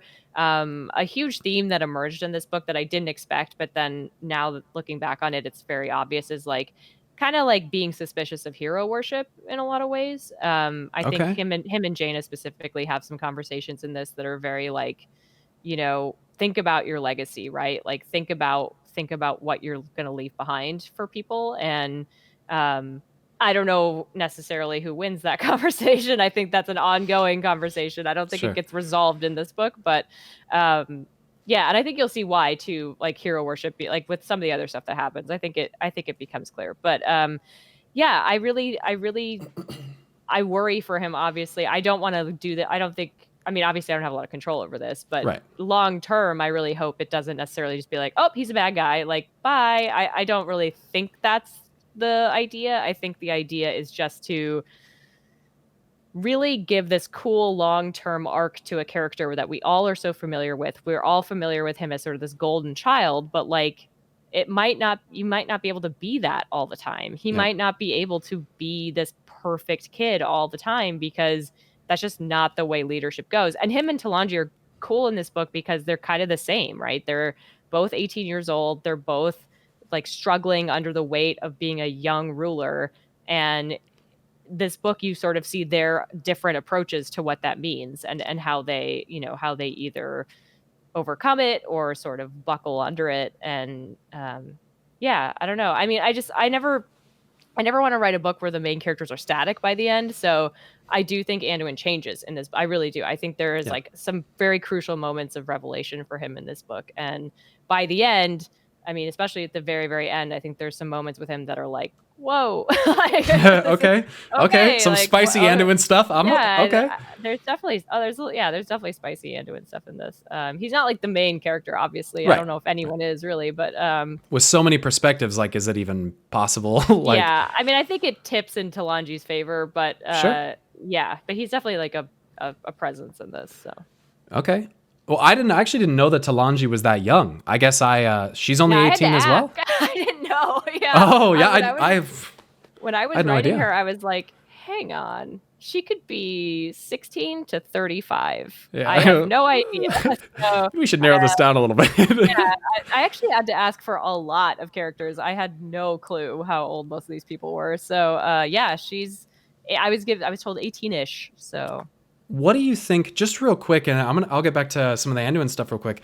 What do you think about, or how would you like to work on something like, I don't know the term for this, but if you were to like publish something that is like character by character, here's who they are, here's like their short synopsis of their backstory, here's their age, like, because I think one of the struggles in WoW is like timelines. That's a big one. Like when did the Second War happen again? Like when was the third invasion of the Burning Legion? Like things like that. Like, do you think that WoW maybe not necessarily needs it, but could benefit from that, or would you like to do something like that? God, I would love that. I would love to have a compendium of that, like even like an actual like coffee table book style like compendium. That'd be so nice. It would be so cool. And honestly, for like us like working on it, it would be super nice because honestly, I use the wikis mostly. If I couldn't find it directly in game or I couldn't get an answer from Blizzard, I would kind of use the wikis. But yeah, even a lot of the official word on some of these ages is like, they're ish this. So. Yeah. Which is why I know this is going to be a spicy opinion. I just think shipping some of these characters with her, it spooks me out, man. Yeah. I'm sorry. I myself have been an 18-year-old woman with 30-year-olds hitting on me, and let me tell you, it's not great. Haven't, but I could try to envision it. It's not great. That's a good point. I would just put that. I know it's fiction. I'm not like kink shaming or whatever, but I'm just saying, like, think about it. That's all I'm saying. Be a little careful with it. Just think about it. Sure. Just putting it out there. Okay. Yeah, I was just curious at your thoughts on if that would be something that you'd be interested in doing. Oh, hey, Blizzard. Hey, amazing. Yeah. If anyone from Blizzard watches this, that would be. I would pay so much money for a book like that. Cool too. You can do some cool artwork. Yeah. Oh yeah. Yeah, like have a little like a headshot or like, portraiture of like each character as you go through. That'd be very cool. Cosplayers would love it. Yeah. Oh, yeah, that's a good point. I didn't think about that. The cosplay mindset. Okay. As far as that goes, as far as Anduin goes, another thing, focusing on this excerpt specifically, is that a lot of that, to me anyway, at least my perception as the reader, a lot of Anduin's struggles, like what Sylvanas did is super fucked up. Like what happened at Arathi Highlands, I'm sure there's a reason for it, and there's some logical play on her part as to why that happened. I do think she acted out of emotion, obviously, because of Callie Amenethil, who's, I'm assuming, going to become more prevalent in the game itself. Burn her with fire. Let's just get rid of her. I don't like Callie Amenethil. I don't trust her. I don't want her anywhere around anybody. She's in this book. I'm sorry. Oh, God. I'm going to have to rip that page out, and I'm going to burn it. Okay. Anyway, it seems like a lot of the things that affect the struggles of Anduin, at least from my perspective, are internalized. He turns them and he points them at himself. Yes. It's like he shouldn't have trusted Sylvanas. He should have made these mistakes.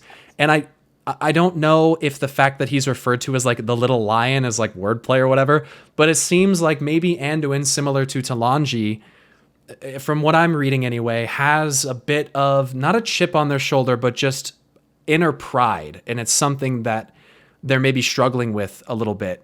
Because I've been in that situation where I'm proud of what I do, I'm proud of what I produce, and I've tried so hard to make sure that it's perfect that it just eats me alive.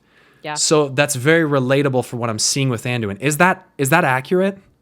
Yeah, I think more the way I approached it for both of them is when you're that young and you kind of are groomed for leadership, right? You know it's coming. Like, you know you're going to, but you don't think it's going to happen then, right? Like you're thinking long term. You're thinking like, oh, when I'm 25, when I'm 30, when I'm 40, then I'll get to do. So like it's coming, but not yet.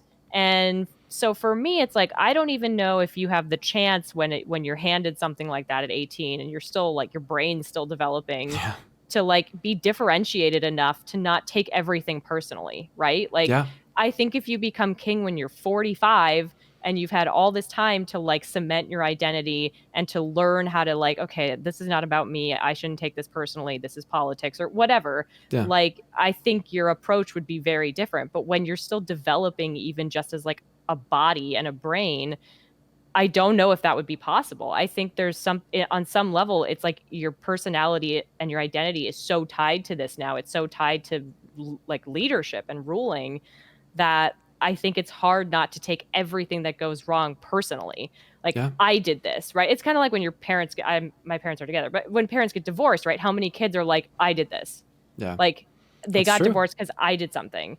And that to me is like a very similar thing where it's like, well, what happened at Arathi, whatever, like this is somehow my fault. And so I do think there's like some examination of that in this book, but that was my approach for them, was that like, how do you even expect them to be healthy individuals when I don't think they were allowed to really come to this in a time that's healthy. And I don't think they're really differentiated people yet. So that was sort of my reading on it. Okay. Yeah. I mean, I think that's a good to hone in on, because I think that can allow you to maybe, how do I say this? Like give that character a little, give them a break, and and also there's somewhere for them to go, right? Because this is a lesson. Right. This is something that can change over time. They can learn to separate those things and say, this is bad, that obviously this is a tragedy, but like nothing I specifically did led to this. Like this person was always going to do this, and I couldn't have stopped them, right? I came here in good faith.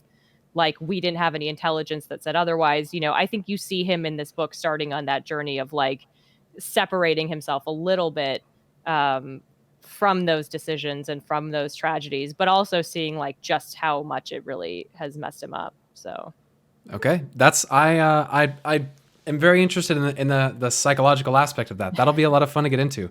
You'll like chapter 22. 22, okay. 24. I'm sure. Sounds like I'm gonna like all the chapters. Okay. I think it's 24 is the one I'm thinking of. But yeah.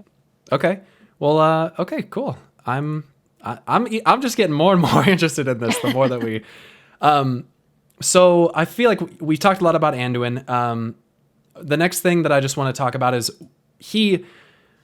last thing with him. When his gaze meets Illyria's, and he's found lost in that memory that's spurred on seemingly by her like void eyes. he begins to maybe drift towards a fixation on a mistrust for her or a consideration that she may not be loyal. Is that purely something internal within Anduin, or is that Illyria and what she is having an effect on the way Anduin's mind is working at that moment? I think it's a little bit of both. I think, I think it's also easy to forget we're fresh off of N'Zoth at this point. So it was a rough ride. yeah, that was quite a thing. And so for me, I think he's still holding on to a lot of those feelings and a lot of that fear of like, I mean, hang on, like who is she, like let's really think about who she is. And I think too, this sort of sense of like, she's coming back and she's immediately giving him bad news, right? She's immediately like didn't find her. And I think for him, he's sort of tallying this up and being like, okay, how many times have you not like done what I sent you to do? Yeah. Right. Like, she's supposed to be the best. Right. Are you throwing this? Are you sabotaging me? Are your feelings for your sister like overriding your loyalty to me and to the Alliance? Like, is there something with the void happening with you where like that's messing you up too? Like there's so Could only much imagine. here. Right. Yeah. So I think he's just kind of being like, ooh, like is he in a sense then is he kind of, because unless it happens later in the book, which I wouldn't be surprised if it does, but is there a confrontation of that where he basically, instead of keeping it internalized, he says like, hey, from what I've seen with what you've done, this doesn't look very good for you, and given that you're the closest tie that we have to her and you are as good as you're supposed to be, what the hell's going on? Is that a thing? I think that gets answered in a different way than you might think. I think she actually has the same questions to herself. And so she sort of answers those questions, I think, for us. And then I think we get an answer from Anduin of like, ultimately, whether or not he trusts her. Like, I think those things get answered. Yeah. Okay. All right. Let's go away from Anduin. Okay. we just did like 30 minutes on that. I apologize. So I just want to talk about the meeting in Orgrimmar really quick, where we have the Horde Council. It sounds like it's Gazlo, Thrall, Rokan, Thalyssra, Talanji, Lorthamar, Lillian Voss, and Kalia Menethil. And Kiro and Bane. So there's a lot of different voices happening. The Magar orcs are there. Everyone's not everyone, but most people are there. Yeah. This is just so different for the Horde. Like this dynamic, there's so many different voices, so many different perspectives and opinions coming into this amalgamation of how the Horde will operate. Thrall being a good example of, I've been the leader, now I need to learn how to not be the leader. Yeah. So biting his tongue and observing. I wanted to ask you about just the structure of this, because in regards to the Alliance, it almost seems like there's almost been like a sort of like a shift where with the Horde, previously it was the war chief, and you had like maybe one advisor who was involved with that, like General Nazgrim and Garrosh, for instance, or maybe Sourfang or whatever. But and then so it's pretty much like, I don't want to say dictated, but just for the sake of the discussion. Yeah, I was actually, so I'm recording a podcast with my brother this week where I'm trying to explain everything to him that he needs to know to read this book and not be lost. Yeah. And I was like, how am I going to explain their systems of government? Like, there's like no equivalent in our... It's a little weird. Like, I'm like, I'll go with like monarchy, but it's chosen? I don't know. Yeah. But the Alliance now is like, the Alliance typically would have... the Alliance has always had like the High King of the Alliance. But to me, anyway, it seemed, at least in more recent history, like it was many of the other voices were being included in those discussions and war efforts and things like that. Yeah. And sometimes, like for characters like Anduin, having that voice in the ear from people like Greymane can be tiresome and have a profound effect on you. It seems more like, in a sense now, the Horde is almost finding, or attempting to find, in order through a chaotic situation, a way to do it right, but not by just saying, one person standing up and saying, this is what we're going to do. Yep. And the Alliance seems to be struggling with that, because ultimately it's Anduin's call, but he has these other people who want to give that input. And to me, it doesn't seem right now anyway, like that's working very well for them. How do you feel about that? And what was your goal with like identifying and moving forward with that dynamic between the leadership of the factions? Sure. Yeah. I know you hate politics in the game. I don't hate them. I knew you would see that.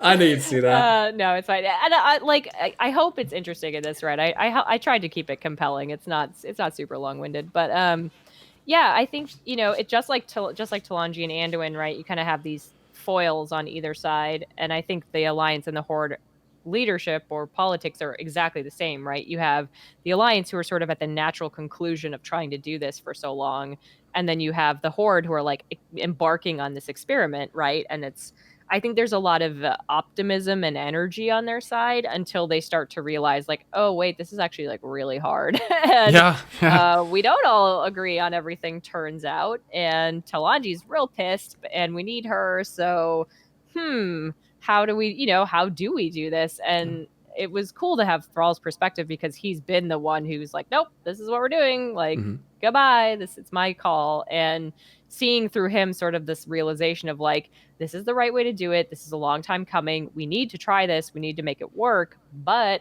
gee, it's really, really hard. And, there's a point in the book, I think specifically, where they try to make a decision as a council, and there's like one holdout who's like, I don't know, is this really good for us? Should we be doing this? And everyone's like deadlocked for a second because they're like, well, we have to get consensus. Like there has to be consensus. But this doesn't work if we just steamroll whoever is like not agreeing with the plan. So then why they are have to there like at that point? Right, like that. So they have to like bring that person around and convince them to go with it. But yeah, so they're sort of at opposite ends right now, where the Night Elves like basically aren't even talking to Anduin. There's a ton of tension, there's a ton of fracturing, and he's sort of seeing like, wow, doing this in a way where we all have a voice and we all try to agree on things, like that seemed like the right way, but now what do we do? Like, what do you do when it's violence against just like Teldrassil burned?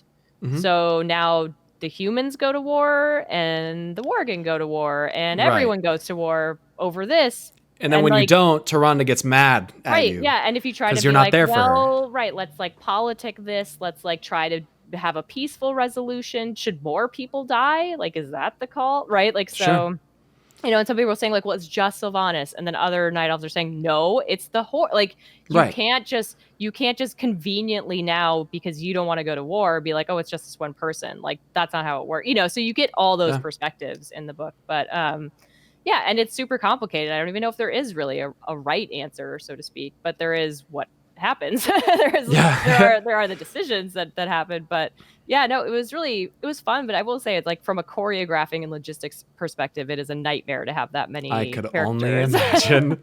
That's a lot of consideration between character to character. Like how would Lorthamar handle that versus Talanji? Yeah, exactly. And I think too, some of them are in a better position where they're like, well, our people are kind of fine. Like, we're no one's attacking us. Like, must be nice. Right. And they have Bane, who's like classically a pacifist. So obviously he brings one perspective. You have, like G Firepaw rolls up at one point and is like, here's what I think. Like, so you do have rolls up like okay, gotcha. No, he doesn't. I mean, he's not like Monk rolling up. No, he's not. If you want to picture that, you can, but I tried to give him some dignity. Okay. So, yeah. So like, again, it's just like, and also there were a lot of questions from me specifically being like, are they all there all the time? Right. Is everyone always in Orgrimmar? That doesn't There make are other sense. cities. Like, right. They've got stuff to do. Yeah. So some people are off screen, which I'm sure people will take as a slight. It's not. It's just me being like, I don't think I don't think every single leader would be there all the time. I'm sure like a delegate or someone that speaks for them would be there, right? Sort of like, they have a Senate seat sort of or whatever. But yeah, so it is like a lot. It's a lot to handle. And and some of them like the Volpera, like what do they really think about, like, especially being new, right? Like they don't, like, they're trying to sort of have a voice, because they've earned it, but at the same time it's like, I'm sure the orcs are sort of like, yo, like, we've been here forever. Like, you're very new. Maybe you don't know the landscape of politics on this part of Azeroth. But yeah, so it is complicated. It's a lot to think about, but it is fun too, because you're sort of getting to this is the first time sort of the whole council is on screen, especially in a It's a book, lot of so characters. It's a lot. It's a lot, yeah. And like Kiro's initial remark to Kalia and Lillian Voska, like that's a minor, but of like when he said that, I was like, oh geez, illustration of that exact point of like they're not acclimated to that. They're not aware of all of these different nuances to that whole political scene, let alone on just a race to race basis or whatever. Right. Yeah. So a big theme of BFA was cycles. In the cyclical nature of everything. Now, in World of Warcraft, I believe from the top down, it's all cycles. And Chronicle reinforces that cycles within cycles. In the very opening cutscene in the battle for Azeroth, Sylvanas says something that I found interesting. Ours is a cycle of hatred. Alliances forged and broken. We have paid the price for sharing this world, and we have forgotten what makes us strong. I've read it a couple times. Then you get later on in some of those cinematics, Saurfang making remarks like, we're breaking the cycle. So when I look at the history of the Horde and how they've typically functioned with the war chief, the Horde specifically, I see it more with them, but I'm sure in some sense it applies to the Alliance. Is this, moving in this direction, is this intentionally symbolic of a breaking of the cycle in a change of things? Is that done on purpose in relation to like the notion and idea of cycles in WoW and cycle breaking? I think so. I think too, I don't think it's maybe a mistake that a lot of people are like, oh, it's Garrosh 2.0, right? I think some of that stuff is not, it's deliberate in the sense of like, it's not always going to be a cycle. It's not always going to be exactly what you expect. And I do think that it is symbolic of that in a lot of ways. And especially too with the way that like Anduin changes and the way that, there's a lot of like wheeling and dealing in this book that happens, and a lot of, maybe unexpected meetings and unexpected alliances forming. And I think not even alliances, maybe even just like friendships that kind of, blossom or begin or something. But, and I think that feeds into that, right? Of sort of like, there are things happening that you may not expect to happen. And I think too, even just with what Sylvanas is up to and her ultimate goals and how we all factor into that, I think that also would feed into that theme. So I don't know if the theme of this book specifically is breaking cycles, but I think there is like, it does, continue that thought of like, yes, things are changing in a pretty remarkable way. And I don't know long-term stuff, so I can't speak to that for good. Like this'll like the Horde Council is forever. Like, I don't know. I mean, it could be dissolved by the end of Shadowlands. I don't know. But yeah, I think it does sort of, I think the energy in this book in terms of the politics for the Horde is the feeling of a new era, right? Yeah. The feeling of embarking on something new, trying something new. So I think it would, if it's at least a new cycle. I don't know. I don't know if there's no more cycles, but it's definitely something new. It's definitely no more cycles sounds bad. let's maybe not. I mean, no, yeah. I think. Yeah, go ahead. Sorry, if you. Oh, and just sort of like putting a stop, like learning from mistakes, learning from the past, being like, okay, War Chief has screwed us over so many times. It's time to try something else, even if this doesn't work. At least we tried. Do you think in that I've always been curious about this, and if you don't know, I wouldn't be surprised if Blizzard wasn't like super forthcoming about this kind of information. But is that I hate to focus on her so much, but is that something that maybe it could be perceived that Sylvanas intended to happen? Is it possible that maybe some of her actions were done deliberately in order to lead to maybe things changing a little bit and not continuing in the way that they have? I think that question is answered in the book, but I won't tell you now for spoiler reasons. I think there is at least, yes, I think there is perhaps some, I think you could make the argument for some of those things after reading the book. Okay. It's gonna be, I can't wait. Okay, we got 9 minutes, so we will go through this a little bit more. I want to talk about Talanji a little bit, obviously, because I know that it seems like she's one of your favorites. Yeah. At least for the book and everything. I was just curious with her. It seems obviously she's obviously very tense, and actually even snaps at the mention of Derek Proudmoore because of the Proudmoore family in general. Yep. I'm worried that her hatreds and her thirst for revenge might lead to issues for the Horde, especially if they're trying to move away from the typical reactionary style of leadership that they've had in the past. Is that something that's, I mean, it seems like it anyway, unless I'm just reading this completely wrong. Is that something that we're going to like explore pretty deeply with Talanji in this book, as far as acknowledging that kind of stuff?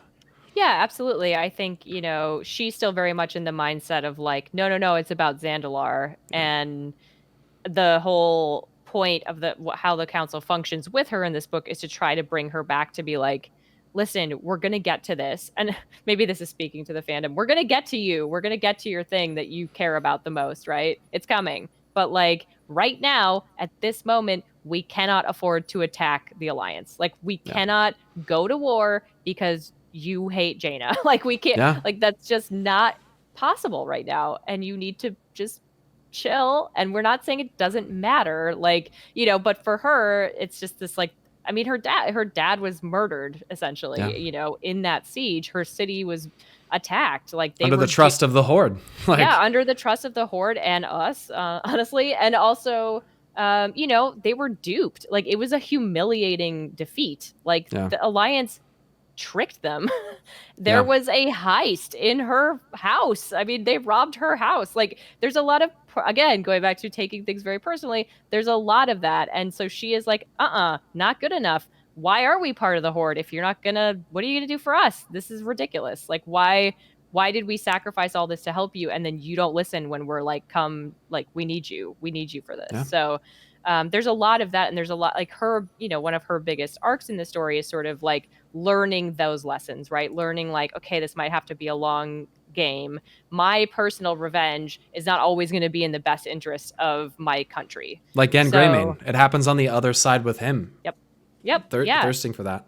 Yeah. So she's, and again, there's like night elves in this as well, and like they all have a different perspective on how to handle, Sylvanas or what the next move is, or how long they're willing to wait, et cetera, et cetera. So but for Talanji, it is this real sense of like, I think she's feeling the immediacy of Zandalar being like, you work for us, you don't work for the Horde, so like fix it, right? And then the Horde is saying like, no, we can't fix it for you right now, sorry, and so that's her whole journey is sort of balancing all those issues. There's a rebellion on her continent, she's trying to fix that, she's trying to still recover from the siege, she's also obviously suffered from losing her dad, so there's a lot. She's really going on this journey of self-discovery and sort of becoming more confident in, what does it mean to balance your own personal desires against the needs of being a queen. So I hope by the end you sort of see her like hammer down on some of those questions and really answer them. And I think too, it puts her by the end, I hope she's in a position where like, okay, we don't have to have this conversation again. Right. Like they changed to the point. Right, like she's really gotten somewhere, and so I think now it's like, cool, this is where she's at now going forward in the story. Awesome. It's really seems to me like, while it is pushing the narrative of the story forward, obviously there's a huge focus, like a really in-depth focus on the really like the progression of the characters themselves, and that it's less about where are we going to find out Sylvanas' plan for Shadowlands. It's more about like, again, as we mentioned at the start, where are they now? Yeah. How are they feeling? Yep. Why is that the case? And what will lead them to what they become, what for better or for worse? Yeah. I'm super interested, especially because that's so many characters to do it with. It was a lot. And I will say, like, obviously not every single person especially people who aren't a person. Yeah, not everyone. If you're not a POV character, you may have a teeny tiny arc, but you're not getting like a big one. But I would say like, the heavy hitters, Anduin, Talanji, Zakan, Thrall. Tyrande? Maybe. I don't want to say too much. I don't want to say That's okay. That's okay. Yes, she has an arc. She has an arc in this book. Yes. Okay. And Taralia and Illyria, like, Shaw, Flynn, like all of them, hopefully by the end, have gone on some sort of emotional, if not physical journey and emotional, at least one of those mostly emotional. That's my hope. So we're setting everybody up for like, where's their emotional landscape going into Shadowlands? And especially, I have a feeling this expansion is going to shake up a lot of things. And so, it already cool. has. Right. Yeah. And so I think it's cool to sort of get these characters, like, you're real, like, have been with them in a really emotional, intimate way. And then, shit could go down in the next expansion. So shit's gonna go down. Shit's going down. I don't know. Love all these people so we can kill them all. Let's make some of us do all the horrible shit we're just gonna offer at the end of Shadowlands. Right. Yeah. Case closed. Okay. Well, there's so much more that I'd love to ask, but I know we are short on time. Only other question I was curious about is Kalia. Are we going to get that with Kalia? Because she wants to take the Forsaken to Lordaeron eventually. And that scares the shit out of me, because Kalia, being a weird little light undead fucking whatever she is, taking all of them and going to Lordaeron and separating from the Horde freaks me the fuck out. I don't like that at all. So, just curious. She's not a huge... I think people are expecting a lot of her in this book, but she's actually a pretty minor... No, she's a pretty minor presence. She's not the leader of the Forsaken in this. I saw a lot of that going around. Yeah, a lot of people are like, oh, they're just de facto whatever. No, there's stuff about that. I mean, they do talk about it, and there's obviously... I think it's even in the excerpt, this talk of like, well, what do we do with the Forsaken? Like, they're just hanging out. So they need a new place to go. They need, so... no, she's definitely not a major presence in this. She's there, but she doesn't get like you don't get her POV. I can say that. Okay. All right. Well, I think that probably about wrap it up, so we can get you out of here on time. We can always talk again after you read it too. And I would love to. That would be. Sure. I'm gonna have so much shit. We're gonna need like a 4-hour time slot. All right, you just have to warn me. Sure. I can block out time. I just gotta know ahead of time. But yeah. Yeah. No, we can definitely discuss that. I'll be ready on the 15th. So, okay, cool. So I'll make sure, obviously, for those that are watching, I'll make sure to put all of your social medias and stuff and your Twitter down. Perfect. Thank you. Down in the description below. Is there anything that just as a closing that you'd like to say in regards to the book or to the fans that are going to be reading it? Sure. I hope you love it. I hope you do. I honestly do. I genuinely, I got to talk on a podcast. It came out today, but I talked to the Lore Watch guys, and they had actually both read it. And I almost started crying like 6 times in the interview, just because to just be able to talk about it, and they loved it and they were so excited. And that just made me feel like incredible, because I really sincerely give a shit about this universe, and I really care, and I really tried, and I hope it meets everybody's expectations, because it was a lot of fun to do, but it really is near and dear to my heart. So that's awesome to hear. I think that's something that that the WoW community sometimes could use to hear a little bit more, so that's really cool to hear. I can't wait to talk to you. There is genuine love behind this book, I promise. I mean, that's what I'm always telling people. Even if you just make videos, it's done for the passion, it's done for the love. So it's cool to have someone that is so evidently genuinely invested. So thank you again for your time. I really appreciate it. I hope you enjoyed yourself. I did. This was lots of fun. Yeah. Anytime. This is my first interview ever that I've ever done. You did great. Thank you. Thank you. You got through it. We got there. No mistakes. Everything's good. Yeah. Not that too bad. Yeah. Cool. Well, thank you again. I'm gonna go ahead and we'll close it there, guys. For everybody watching, you know the drill. If you enjoy, show some love down below. Do all the things. The subscribes, the all that. Like, share, subscribe, hit the bell for notifications. If you don't, I swear I'm not making any videos on the book, guys. I'm not joking. It won't happen. All right, that's gonna happen. It's just empty threats. All right, guys. We appreciate you so much for watching. Thank you for those that joined us for this 2-hour excursion on this, and we definitely should, if possible, meet again for post-reading discussion. So absolutely. Alrighty. Thanks again. We'll see you guys later. I normally do my intro differently, so I'll just throw it at the end. Peace.